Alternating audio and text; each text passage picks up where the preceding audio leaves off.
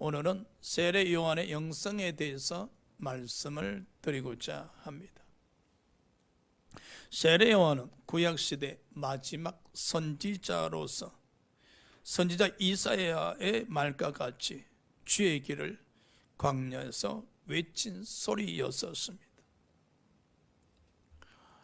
이 당시에 이스라엘 백성들은 하나님을 믿는 사람들이었으나 하나님의 말씀이 임재하지 않는 시대였었습니다. 어떻게 보면 하나님 말씀으로 목말라 있었던 시대였었습니다. 그때에 세례 요한이 등장해서 메시아가 오심을 그 길을 예비하면서 이스라엘 백성들에게 외치기 시작했었습니다. 오늘날 또 어떻게 보면은 코로나로 인해서 사람들의 신앙들이 합리화가 되고 있습니다.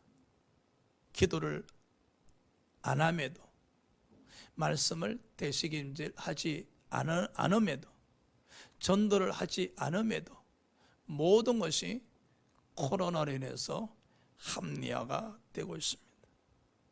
사랑하는 여러분, 이스라엘 백성들이 하나님 믿는 백성들이었으나 하나님의 말씀이 임재하지 않는 시대였었습니다.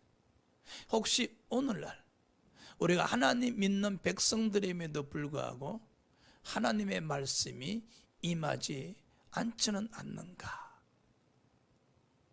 이런 시점에서 우리는 세례 요한의 영성을 통해서 다시 한번 신앙의 회복의 기회가 되어야 될 줄 믿습니다.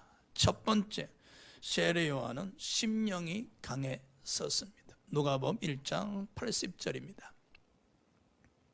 아이가 자라며 심령이 강하여지며 이스라엘에게 나타나는 날까지 빈들에 있었느니라. 세례 요한은 육신의 성장과 더불어 영적으로 성장을 했었습니다. 아름다운 모습이죠. 여러분 또한 교회 출석함과 동시에 육신이 성장함과 더불어 영적으로 성장할 수 있다면 얼마나 좋겠습니까? 세례 요한은 이 심령이 강하여질 수 있었던 것은 어릴 때부터 빈들에 머물러 있었습니다. 빈들이라는 것은 사람들의 드문 곳입니다. 짐승들이 있는 곳입니다. 어떻게 보면 외로운 장소입니다. 그리고 고독한 장소입니다. 반면에 하나님과는 깊은 영적 교제할 수 있는 장소이기도 했었습니다. 세례 요한은 어릴 때부터 성령 충만했었기에 이 빈들에 머물면서 하나님과 깊은 교제의 시간을 가졌었습니다. 기도의 시간을 가졌었습니다. 말씀 되새김질하는 시간을 가졌었습니다. 그야말로 세례 요한에게 있어서 빈들은 믿음의 훈련 장소요, 영적 훈련 장소였었습니다. 그래 했었기에 그는 자라면 자랄수록 심령이 강해질 수가 있었습니다. 믿음이 강해질 수가 있었습니다. 속사람이 강건해질 수가 있었습니다. 그렇다면 저와 여러분은 어떻게 해야 세례 요한처럼 심령이 강해질 수 있을까? 사도 바울은 에베소 3장 16절에 성령으로 말미암아 속사람이 강건해진다 했었습니다. 성령으로 말미암아 우리 심령이 강건해진다는 겁니다. 그럼요. 우리는 정답을 알았습니다. 근데 정답을 알았으면 문제를 해결해야 되는데, 목사님, 어떻게 성령으로 말미암아 심령이 강건해질 수 있습니까? 성령이 임재하셔야만이 심령이 속사람이 강건해질 수 있지 않겠습니까? 라고 말입니다. 그렇습니다. 신앙은 어렵게 생각하면 한없이 어렵습니다. 쉽게 생각합시다. 우리는 성령으로 말미암아 심령이 강건해지기 위해서는 우리가 먼저 할 수 있는 것을 하셔야 됩니다. 어떻게? 성령님 사랑합니다. 성령님 사랑합니다. 성령님 사랑합니다. 성령님 인정합니다. 인정합니다. 의지합니다. 환영합니다. 모셔드립니다. 성령님, 성령님의 지배, 지시, 감동받기를 소원하고 또 사모합니다. 성령님, 저 연약함을 아시죠? 성령, 저 연약함을 도와주셔서 저로 하여금 강건하게 세워달라고. 우리가 할 수 있는 것부터 하셔야 됩니다. 끊임없이 성령님을 인정하고 의지하고 모시고 환영하셔야 됩니다. 그렇게 하시다가 보면은 우리 생각이 성령님을 향하고 있음을 알 수가 있습니다. 우리 생각이. 우리는 이 세상에 저 외딴 곳에 가서 아니면 자연인처럼 산속에 들어가서 혼자 살 수는 없지 않습니까? 이 세상이란 공간 속에서 세상 사람들과 함께 살아가야 되는데, 그러면 이 세상 공간 속에서 어떻게 우리가 빈들이란 영적 장소를 만날 수 있을까? 그럼요, 제가 말씀드렸잖아요. 여러분이 할 수 있는 거, 성령님 사랑합니다, 인정합니다, 의지합니다, 모십니다. 끊임없이 여러분 생각이 입술의 고백을 통해서 성령님을 향할 때에 바로 빈들입니다.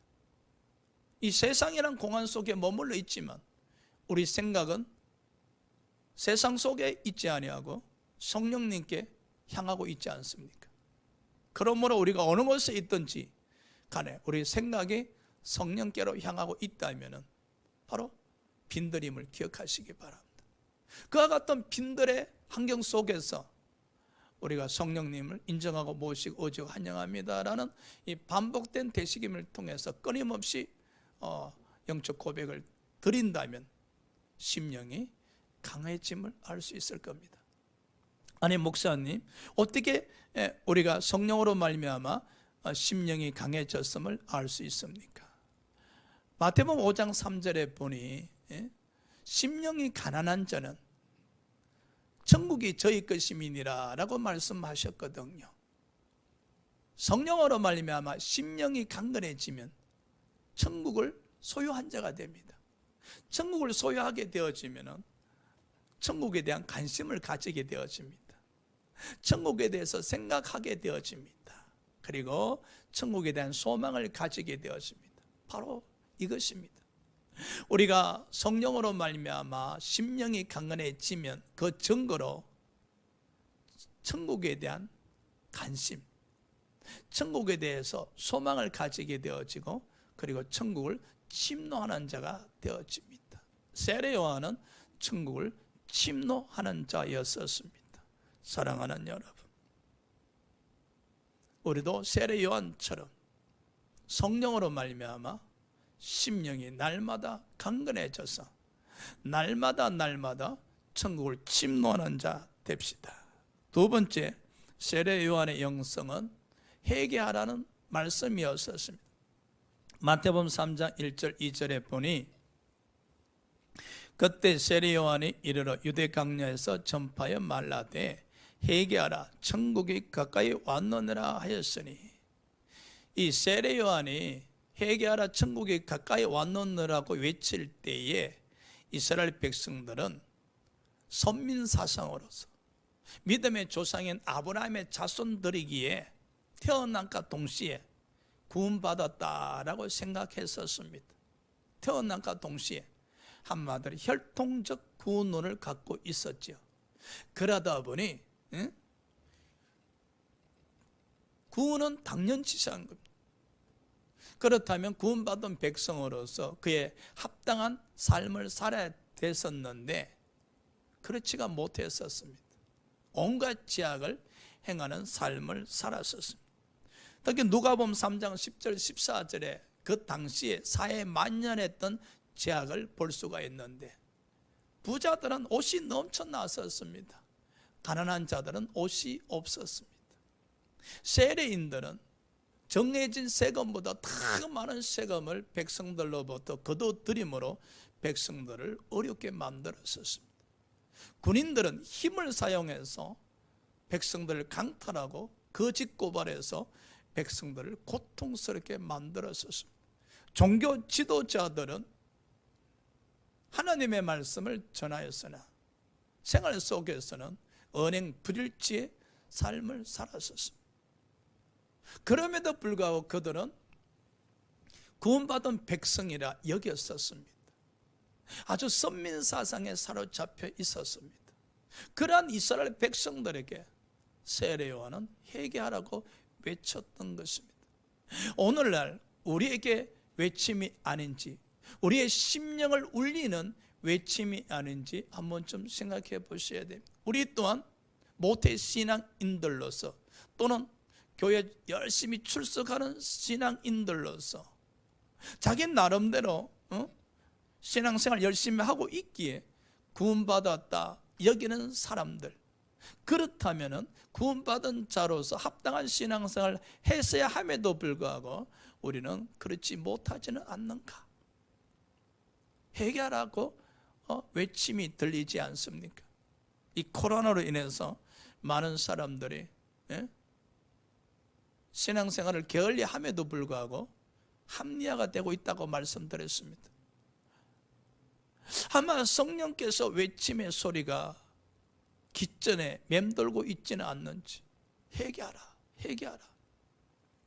여러분, 회개하는 것이 물론 죄를 고백하는 것도 회개지만은 방향 전환입니다. 우리 생각이 세상에서 예수님께로 턴하는 것이 회개입니다. 오늘 세례 요한의 이스라엘 백성들이 죄악에서 오실 메시아를 향해서 턴해라고 외치지 않습니까? 천국이 가까이 왔느니라, 메시아가 오고 계시니, 메시아가 곧 임재하시니 그 메시아 쪽으로 방향을 턴해라는 겁니다.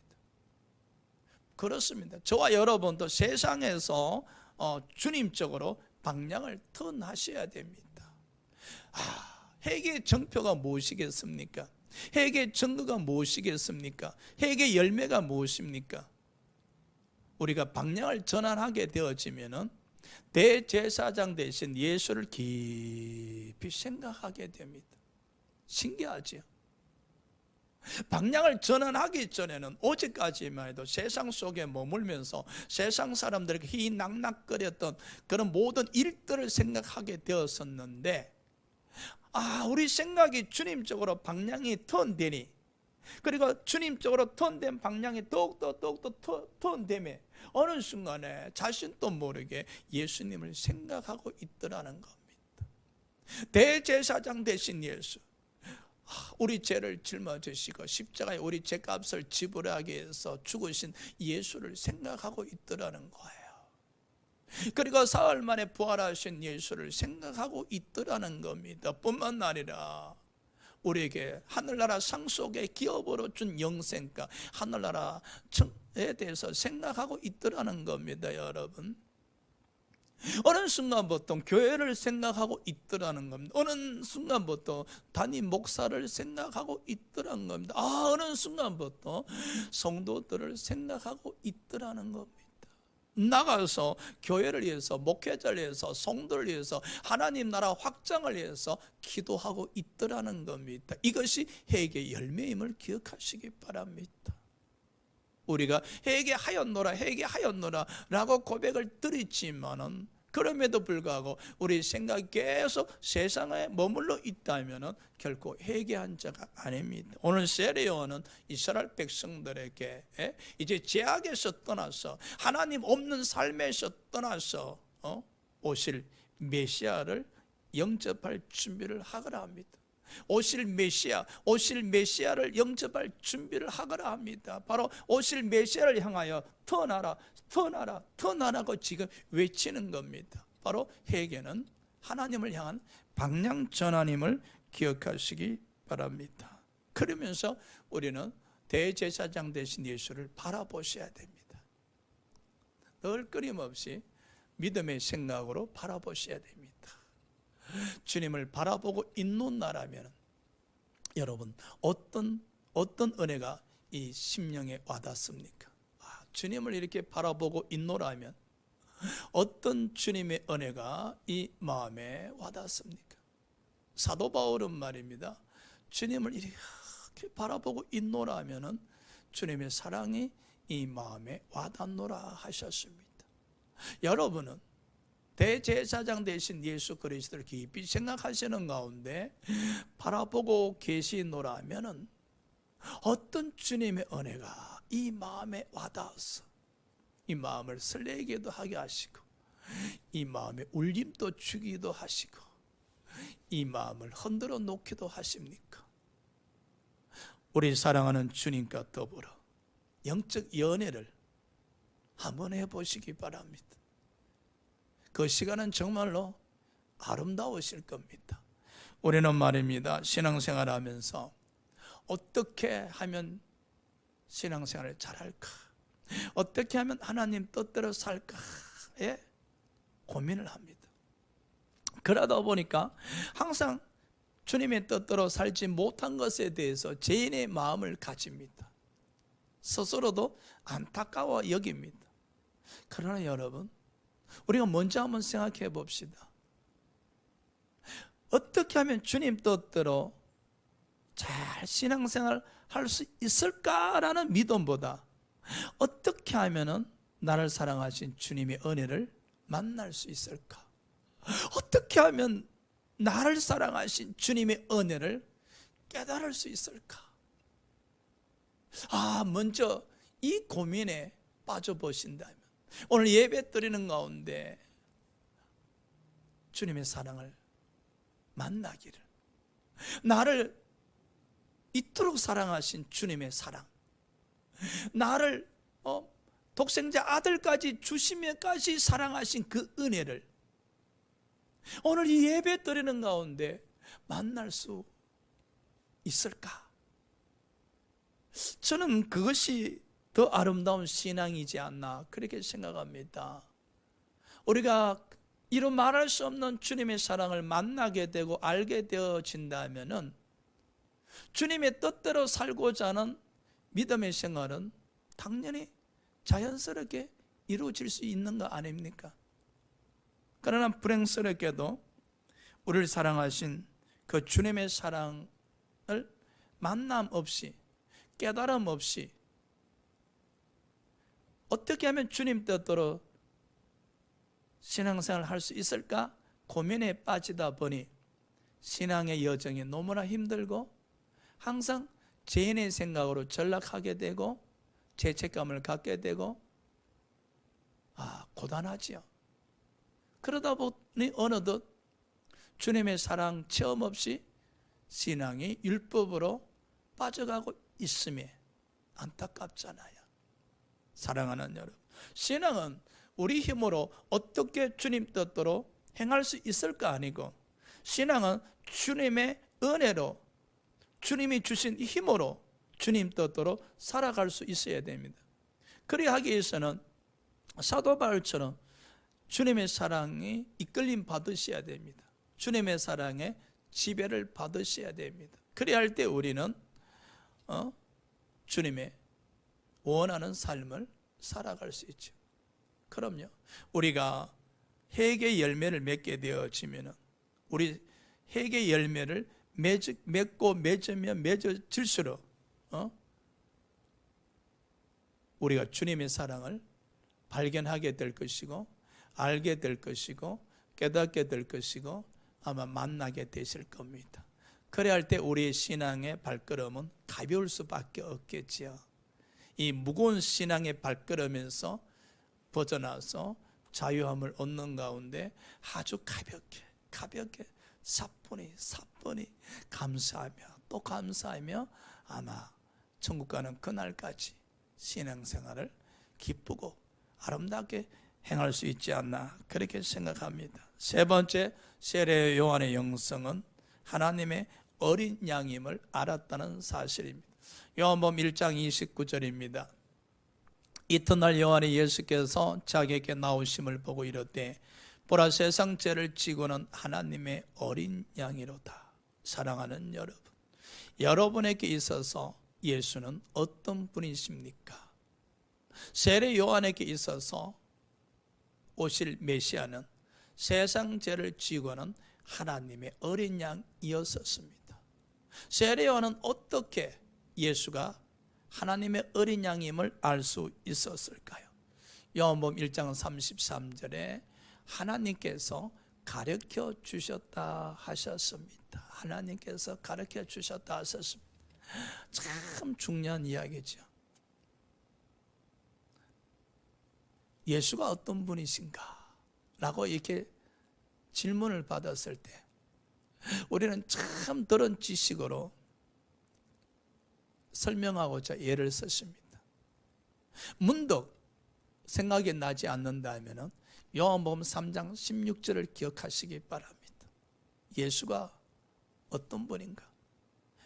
복음이 무엇인가? 복음은 바로 예수 그리스도를 가리키는데 하나님 세상 이처럼 사랑하사 독생자를 주셨으니 이는 저를 믿는 자마다 멸망치 않고 영생을 얻게 하려 하심이라. 바로 복음입니다. 복음이란 것은 바로 예수 그리스도를 가리킵니다. 복음은 하나님의 기쁜 소식이잖아요. 어떤 기쁜 소식? 바로 요한복음 3장 16절입니다. 그럼요. 우리가 이 요한복음 3장 16절을 이해하신다면 주님의 사랑을 이해할 수 있게 되죠. 주님의 사랑을 알게 되죠. 이 세례 요한은 하나님의 가르침을 통해서 오실 메시아가 어떤 분임을 알고 계셨다는 사실이죠. 그래서 이 오실 예수님은, 오실 메시아는 인류의 죄를 대속하기 위해서 이 세상에 오실 하나님의 어린 양이라고 지금 선포하고 있지 않습니까? 사도행전 9장 3절에 5절에 보면 바울이 다메섹에 가까이 이르렀을 때 갑자기 하늘에서 빛이 쫙 비치면서 사울이 놀라게 되죠. 그때 하늘에서 음성이 들리길 나는 네가 박해하는 예수다 라고 하십니다. 부활하신 예수께서 사울에게 오셔서 자신의 신분을 밝히신 것이죠. 사울에게 예수께서 누구이신가를 말씀하신 거예요. 우리에게도 이런 은혜가 임하면 얼마나 좋을까. 여러분이 기도하시는 가운데, 말씀 되시김질하는 가운데 부활하신 예수께서 친히 오셔서 빛이 쫙 비춰지면서 김집사야, 이 집사야, 나는 예수인인지라. 너의 죄를 짊어지고 너의 죄값을 지불한 예수 그리스도이시라고 소개하시고 나타나신다면 더할 나위 없이 우리는 아멘 하고 예수가 그리스도이심을 믿을 수 있을 텐데 라고 말입니다. 그러나 여러분, 너무 신앙생활을 드라마틱하게 하려고 하지 마세요. 주님은 우리에게 이 말씀을 주셨습니다. 성경책을 주셨습니다. 이 말씀을 되새김질하는 가운데 우리는 주님을 만날 수가 있게 됩니다. 이 말씀 되새김질하는 가운데 예수께서 그리스도이심을, 예수께서 세상 죄를 지고 가는 하나님의 어린 양임을 만날 수 있을 겁니다. 지금은 목사님이 되셨는데 김진규 목사님 일화입니다. 17년 동안 선임 생활을 하셨어요. 하루는 절 가까운 곳에 시주를 받기 위해서 어떤 집을 찾아가서 이게 목닥을 두드리면서 이제 시주를 부탁했었는데, 근데 어떤 사람이 나와서 성경책 한 권을 시주 자루 속에 넣어 주시면서 절에 가셔서 시간 나실 때 꼭 한번 읽어보세요 라고 했었어요. 그래서 이 선생님이 절에 돌아와서 시주자루 속에 있는 성경책을 끄집어내서 읽기 시작했다는 겁니다.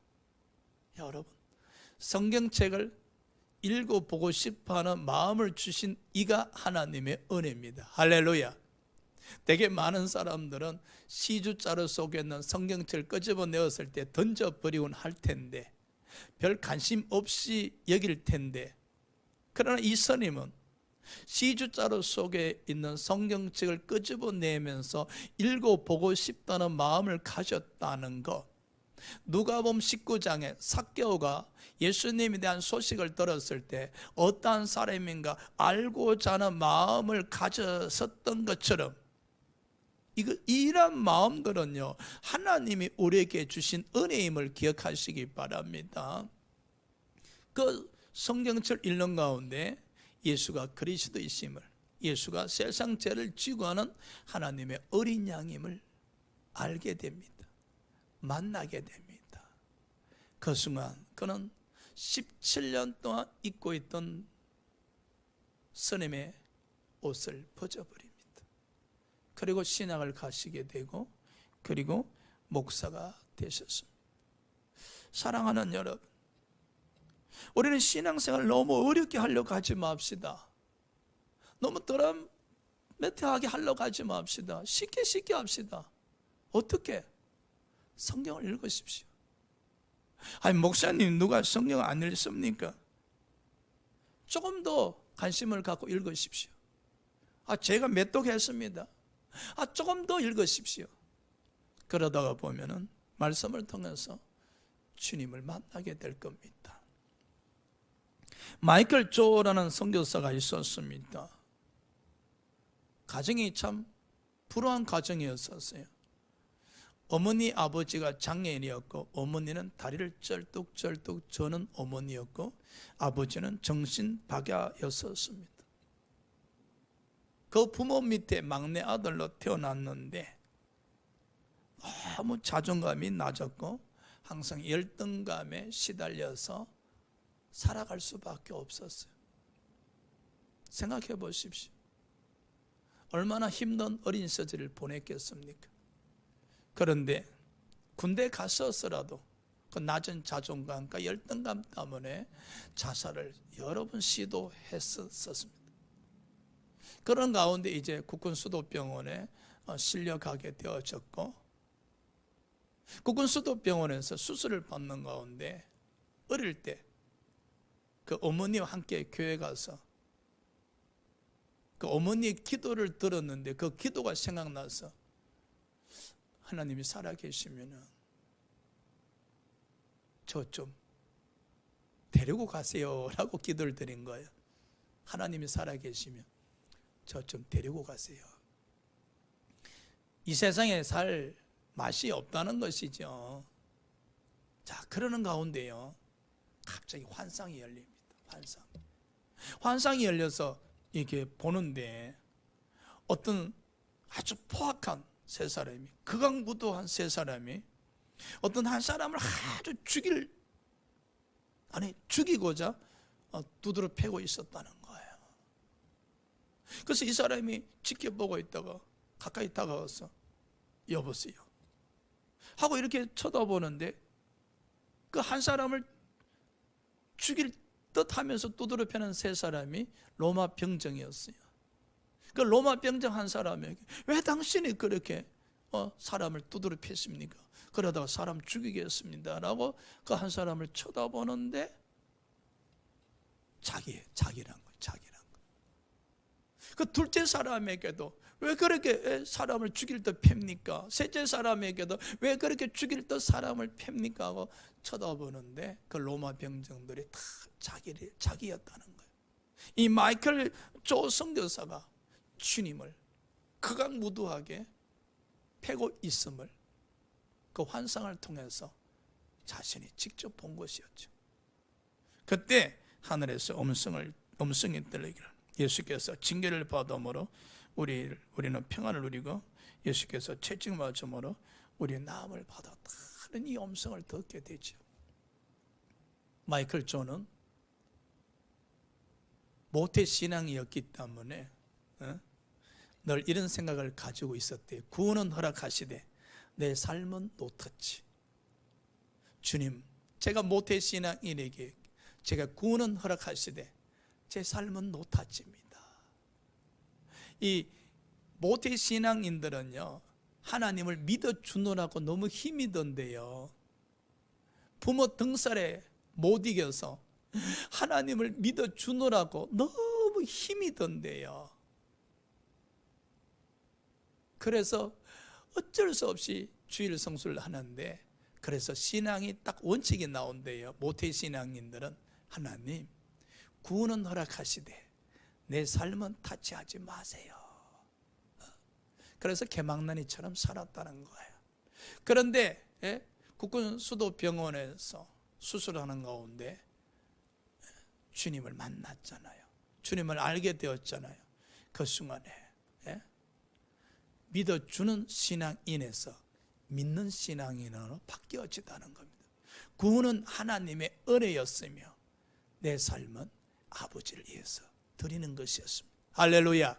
우리의 신앙이 주님을 만나게 되어지면 믿어주는 신앙에서 믿는 신앙인으로 바뀌어지게 되지요. 이 마이클 존은 여러분 석 달 만에 전도를 1000명씩 합니다. 어떻게 이럴 수가 있었는가? 주님을 만나는 순간에 그 주님께서 마이클 존 마음속에 가득 차 있는 낮은 자존감, 열등감을 뽑아주셨다는 거예요. 확 뽑아주셨다는 거예요. 그 순간에 그 사탄의 우물가에서, 그 낮은 자존감과 열등감에 사로잡힌 우물가에서 나올 수가 있었다는 거예요. 나오자마자 그가 복음을 전하게 했었고, 지금은 전 세계 학교를 세워서 열방 선교 사역을 감당하고 있고 있습니다. 그러면 이런 생각이 들죠. 우리도 마이클 조 선교사처럼 아주 극적으로 주님을 한번 만나게 되어진다면, 하나님 우리 남편도 이와 같이 극적으로 하나님을 한번 만나게 해주세요. 우리 자녀들도 하나님을 이와 같이 극적으로 만나서 믿어주는 신앙이 아니고 믿는 신앙인으로 성장하게 해주시옵소서라고 소원을 가질 수 있을 거예요. 너무 신앙을 어렵게 믿으려고 하지 마세요. 여러분 가까이 성경책이 있지 않습니까? 성경책을 가까이 하십시오. 말씀이 멀리 있는 것 아닙니다. 생명이 멀리 있는 거 아닙니다. 우리 가까이 있습니다. 말씀을 되새김질 하다가 김진규 스님처럼, 사도 바울처럼, 마이클 조 선교사처럼 우리는 주님이 그리스도이심을, 주님이 세상 죄를 지고 하는 하나님의 어린 양이심을 알게 되고 만나게 되실 겁니다. 할렐루야. 네 번째로 세례 요한의 영성으로서 항상 주님 때문에 기뻐하셨다는 사실이죠. 요한복음 3장 29절입니다. 신부를 취하는 자는 신랑이나 서서 신랑의 음성을 듣는 친구가 크게 기뻐하나니 나는 이러한 기쁨으로 충만하였노라. 세례 요한의 제자들이 달려와서 이야기합니다. 선생님께서 말씀하시던 그 예수님께로 사람들이 구름대같이 모여갑니다. 근데 선생님, 이제 우리 주위에는 사람들이 없습니다. 하하, 사람인지라 그지요. 만일에 우리 대생교회 성도님들이 구름대같이 모여들다가 우리 교회 부목사가 개척한 교회에 우리 성도들이 다 그리로 모여간다면 저는 어떤 마음을 가졌을까요? 상한 마음을 가졌을 겁니다. 상한 마음, 상처받는 마음을 가졌을 겁니다. 그렇죠? 상한 마음, 상처받은 마음을 가지고 내색은 하지 아니하지만은 미워했을 겁니다. 그러나 여러분, 오늘 세례 요한은 한번 보십시오. 미워하지 않았었습니다. 낙심하지 않았었습니다. 공허하지 않았었습니다. 제자들에게 이렇게 이야기합니다. 그분은 그리스도시야. 그분은 메시아야. 그래, 당연히 사람들이 구름대에 같이 모여드는 건 당연한 거예요. 신랑 친구들이 신랑의 음성을 들을 때 기뻐하는 것처럼 나는 그저 예수님 바라보면서 예수님 오실 길을 준비하면서 예수님 음성 듣는 것으로 기쁨이 충만하다 그랬었습니다. 자신에게 모여들던 많은 사람들이 모두 다 예수님께로 모여갔지만 그럼에도 불구하고 나는 기쁘다는 겁니다. 왜? 내 할 일 다 했기에, 나에게 주어진 소명, 나에게 주어진 사명 다 감당했기에 기쁘다는 거예요. 사도 바울이 이런 고백을 드렸었지요. 그의 사역 마지막 쯤에 하나님께서 나의 의의 멸관을 예비하셨노라. 그 고백을 드릴 때 그가 얼마나 기뻤겠습니까, 여러분? 그죠? 사랑하는 여러분, 우리가 예수로 말미암아 기뻐할 수 있다면 우리의 영성이 얼마나 아름답겠습니까? 내게 있던 부가 다 떠나간다 할지라도, 내게 있던 건강이 다 떠나간다 할지라도, 내게 있던 많은 사람들이 떠나간다 할지라도, 이제 홀로 남았다 할지라도, 홀로 남았다 할지라도 예수님만 함께 하신다면, 예수님 곁에 머물러 있을 수만 있다면, 예수님을 뵐 수 있고 예수님의 음성을 들을 수만 있다면 기뻐할 수 있어진다면 그의 심령이 얼마나 강한 사람이겠습니까? 여러분 한번 생각해 보십시오. 세리 요한처럼 모든 것을 가진 자였는데 그 모든 것을 예수님이 가져가셨어요. 그럼에도 세리 요한은 그 예수님 때문에 기뻐하신다고 말씀하셨어요. 그의 신앙이 참 아름답죠. 우리가 항상 이게 손에 움켜쥐잖아요. 이 손에 뭔가 움켜쥐고 있을 때 기쁘잖아요. 물질을 손에 움켜쥐고 있을 때 기쁘다고, 자식들을 이렇게 손에 움켜쥐고 있을 때, 며느리를 손에 움켜쥐고 있을 때 기쁘단 말이에요. 근데 손을 폈을 때 물질도 날아가고 자식도 며느리도 다 날아가 버렸어. 다시 손을 움켜쥐는데 아무것도 없어. 그럼에도 불구하고 예수님이 나와 함께 하시니, 예수님을 뵐 수 있고 예수님의 음성을 들을 수 있으니 그로 인해서 기뻐할 수 있다면 그 심령이 얼마나 아름답겠습니까, 여러분? 누가복음 10장 21절에 예수께서는 성령으로 말미암아 기뻐하셨다 하셨습니다. 여러분, 사람들은 그럽디다. 이 세상에 기뻐할 일이 무엇이 있겠냐? 왜 없겠어요? 잠시 순간적으로 기뻐할 일이 있겠죠. 그러나 그 기쁨은 영원하지는 아니할 것입니다. 그러나 우리에게 아무것도 없음에도 불구하고 예수님 때문에 기뻐할 수 있다면 그 사람의 영성은 대단한 거 아니겠습니까? 손에 움켜잡을 수 있는 게 아무것도 없음에도 불구하고 나를 위로할 사람, 내 곁에 남아있는 사람이 아무도 없음에도 불구하고 예수님이 함께 하신다면, 그 함께 하신 예수님 때문에 우리가 기뻐할 수 있다면 그 사람의 영성은, 그 사람의 믿음은, 그 사람의 심령은 이루 말할 수 없는 아름다운 심령입니다. 돈으로 헤아릴 수 없는 정말 아름다운 심령입니다. 우리가 앞으로 살아가면서 말입니다. 예수님으로 말미암아 한번 기뻐해 봅시다. 할렐루야. 예수님으로 말미암아 웃을 수 있고, 예수님으로 말미암아 감사할 수 있고, 예수님으로 말미암아 행복할 수 있다면 정말로 예수 믿는 맛을 느끼지 않겠습니까? 거기에다가 예수님 사랑까지 우리가 깨닫게 되어진다면, 나를 사랑하신 그 예수님의 사랑을 깨닫게 되어진다면 세상에서 가장 행복한 자이지 않겠습니까? 그래서 여러분, 저와 여러분은 행복한 자들입니다. 할렐루야. 행복한 자들. 그래서 시편 저자는 복 있는 사람이라 하셨습니다. 그럼요, 저와 여러분은 복 있는 사람들입니다.